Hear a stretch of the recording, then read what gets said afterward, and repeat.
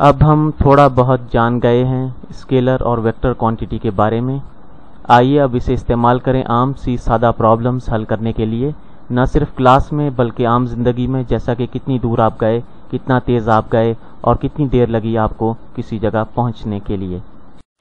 تو سب سے پہلے میرے پاس ہے کہ اگر شانتنو نے سفر کیا اپنی کار میں 5 کلومیٹر شمال کی جانب 1 گھنٹے میں تو اس کی ایوریج ویلاسٹی کیا ہوگی. آئیے جائزہ لیں کہ ہم نے ویکٹرز اور اسکیلرز کے بارے میں کیا سیکھا. جیسا کہ دیا گیا ہے کہ وہ 5 کلومیٹر سفر کر رہا تھا شمال کی جانب، تو ہمیں ایک میگنیٹیوڈ ملا ہے 5 کلومیٹر، جو کہ سائز ہے کہ وہ کتنی دور گیا، اور ایک سمت ملی ہے. تو اس نے 5 کلومیٹر فاصلہ طے کیا. فاصلہ ایک اسکیلر ہے، لیکن چونکہ سمت کا تعین ہے اس لیے یہ ڈسپلیسمنٹ ہے، جو کہ ایک ویکٹر کوانٹٹی ہے. وہ ڈسپلیس ہوا اپنی جگہ سے 5 کلومیٹر شمال کی جانب اپنی کار میں 1 گھنٹے میں، تو اس کی ایوریج ویلاسٹی کیا تھی. تو ویلاسٹی ایک ویکٹر کوانٹٹی ہے. ویکٹر اور اسکیلر کوانٹٹی میں فرق کے لیے ہم ویکٹر کوانٹٹی کے اوپر ایک تیر کا نشان بناتے ہیں. تیر کا نشان اس کی سمت کا تعین نہیں کرتا، بلکہ صرف یہ بتاتا ہے کہ اس کی ایک سمت ہے.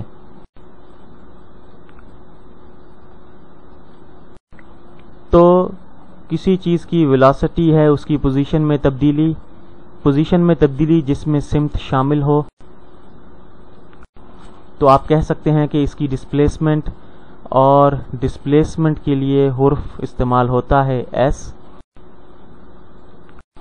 جو کہ ویکٹر کوانٹٹی ہے. تو یہ ہے ڈسپلیسمنٹ. آپ سوچ رہے ہوں گے کہ ڈسپلیسمنٹ کے لیے لیٹر ڈی کیوں استعمال نہیں ہوتا. تو میری ذاتی رائے یہ ہے کہ چونکہ ہم کیلکولس میں ڈی ڈیریویٹو کے لیے استعمال کرتے ہیں، اس لیے ڈسپلیسمنٹ کے لیے ایس کا استعمال ہوتا ہے. اگر کسی کے پاس بہتر تشریح ہے تو اس ویڈیو پر کمنٹ کر سکتے ہیں. تو ویلاسٹی برابر ہے ڈسپلیسمنٹ بٹا ٹائم. اگر میں واضح طور پر اسکیلر کوانٹٹی کے لیے لکھنا چاہوں تو میں لکھوں گا ریٹ لیٹر آر سے، ریٹ یا اسپیڈ. ریٹ یا اسپیڈ برابر ہے ڈسٹنس جو آپ نے طے کیا بٹا وقت. یہ دو فارمولے یا ڈیفینیشن میرا خیال ہے آپ کے لیے کافی مشکل ہوں گے. کتنا تیز کوئی چیز جا رہی ہے، آپ کہیں کتنا دور یہ گئی ایک خاص وقت میں. بنیادی طور پر یہ دونوں ایک ہی جیسے ہیں. یہ جہاں آپ سمت کا خیال رکھتے ہیں اور یہ جہاں آپ سمت کا خیال نہیں رکھتے. آپ ڈسٹنس استعمال کرتے ہیں، آپ ریٹ یا اسپیڈ استعمال کرتے ہیں جو کہ اسکیلر ہے. ادھر آپ ڈسپلیسمنٹ استعمال کرتے ہیں اور ویلاسٹی استعمال کرتے ہیں. آئیے اب معلوم کرتے ہیں کہ اس کی ایوریج ویلاسٹی کیا تھی. یہ لفظ ایوریج کافی دلچسپ ہے،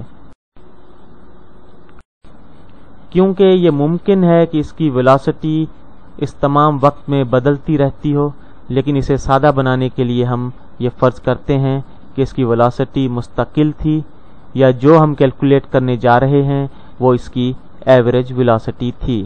لہٰذا اس کی ایوریج ویلاسٹی کے بارے میں فکر مند نہ ہوں. تو اس کی ویلاسٹی برابر ہے 5 کلومیٹر شمال کی جانب ڈسپلیسمنٹ. اس کا ڈسپلیسمنٹ ہے 5 کلومیٹر شمال کی جانب بٹا وقت جو اس نے لیا اسے طے کرنے میں. یہ ٹی ہے وقت میں تبدیلی، یہ بھی وقت میں تبدیلی ہے. کبھی کبھار یہ حرف اس سے پہلے لگا دیا جاتا ہے جو ڈیلٹا کہلاتا ہے. اس کا مطلب ہے تبدیلی یعنی وقت میں تبدیلی.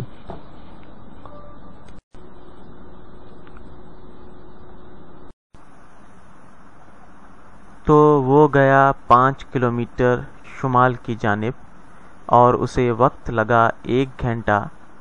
تو وقت میں تبدیلی ہوئی 1 گھنٹہ. میں یہاں لکھتا ہوں بٹا 1 گھنٹہ.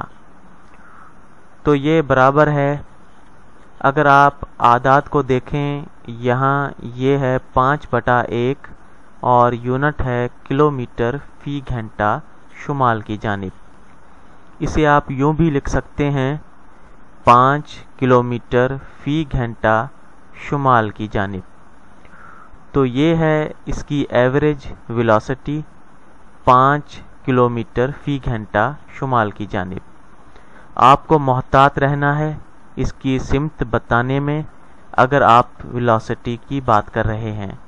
اگر آپ ریٹ یا اسپیڈ کی بات کر رہے ہیں تو آپ کہیں گے 5 کلومیٹر فی گھنٹہ جو اسکیلر ہے، لیکن ویکٹر کے لیے آپ کو سمت بتانا ہوگی۔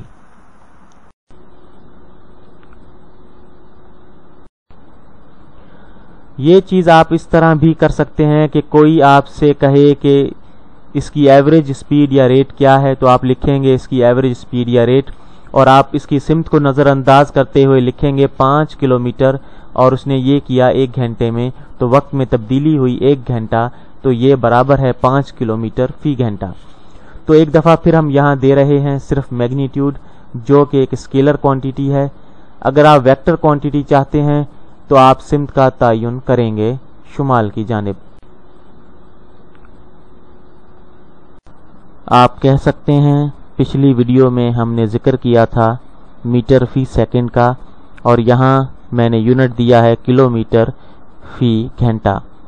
تو اگر میں یہ جاننا چاہوں کہ اس نے کتنے میٹر فاصلہ طے کیا 1 سیکنڈ میں، تو یہاں مسئلہ پیدا ہوتا ہے یونٹ کنورژن کا۔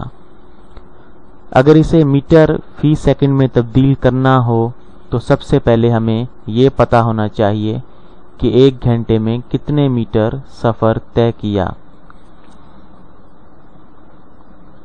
تو میں میٹر لکھوں گا اور اس کے نیچے ڈالوں گا کلومیٹر، تاکہ کلومیٹر کے سے کینسل ہو جائے اور ہمیں میٹر کی ویلیو حاصل ہو۔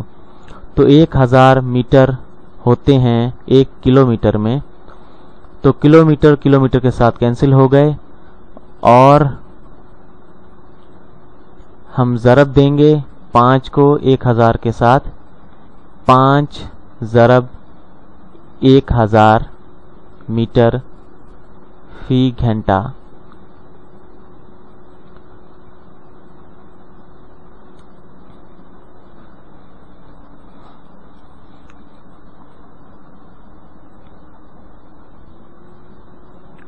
تو 5 ضرب 1000 میٹر فی گھنٹہ، تو حاصل ہوا 5000 میٹر فی گھنٹہ۔ آپ کہہ سکتے ہیں کہ میں براہ راست بھی 5000 میٹر فی گھنٹہ لکھ سکتا تھا، کیونکہ ہم جانتے ہیں کہ 1 کلومیٹر میں 1000 میٹر ہوتے ہیں، لیکن یہ کلومیٹر کو کلومیٹر سے کینسل کرنے کا طریقہ آگے چل کر پیچیدہ سوالات کو حل کرنے میں کارآمد ثابت ہوگا۔ آپ کو ہمیشہ حاصل کو جانچنا چاہیے، کیونکہ حاصل ہمیشہ زیادہ ہوگا۔ اب میں گھنٹے کو سیکنڈ میں تبدیل کروں گا۔ اگر کوئی چیز 1 گھنٹے میں ایک خاص فاصلہ طے کرتی ہے تو 1 سیکنڈ میں اسے کئی گنا کم فاصلہ طے کرے گی۔ تو ہم گھنٹے کو سیکنڈ میں تبدیل کرنا چاہتے ہیں، اور گھنٹے کو کینسل کرنے کے لیے میں گھنٹے کو اوپر لکھوں گا اور سیکنڈ کو نیچے۔ تو 1 گھنٹے میں کتنے سیکنڈ ہوتے ہیں؟ تو ہمارے پاس 60 سیکنڈ ہوتے ہیں 1 منٹ میں۔ 60 سیکنڈ ہوتے ہیں 1 منٹ میں، اسے ضرب دیں گے 60 منٹ فی سیکنڈ سے، 60 منٹ فی گھنٹے سے، منٹ کے ساتھ کینسل ہو جائے گا اور حاصل ہوگا 3600 سیکنڈ فی گھنٹہ۔ اگر اسے الٹا کریں 3600 بٹا 1 سیکنڈ فی گھنٹہ کو تو یہ ہوگا 1 بٹا 3600 گھنٹہ فی سیکنڈ. تو 1 گھنٹہ برابر ہے 3600 سیکنڈ کے. یہ گھنٹہ کینسل ہو گیا اس گھنٹے کے ساتھ.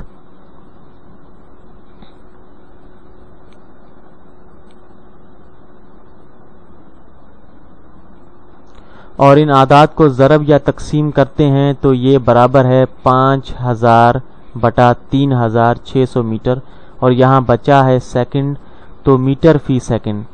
اگر ہم اس شمار کنندہ کو نصب نما سے تقسیم کریں تو میں اسے ہاتھ سے کر سکتا ہوں، مگر ویڈیو کی طوالت کے پیش نظر میں اسے کیلکولیٹر کی مدد سے حل کروں گا.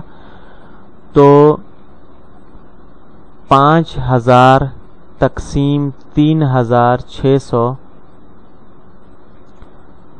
برابر ہے 1.3. میں اسے یہاں راؤنڈ کروں گا تو یہ ہوگا 1.39. تو یہ برابر ہے 1.39 میٹر فی سیکنڈ. تو شانتنو اپنی کار میں کافی سلو جا رہا تھا.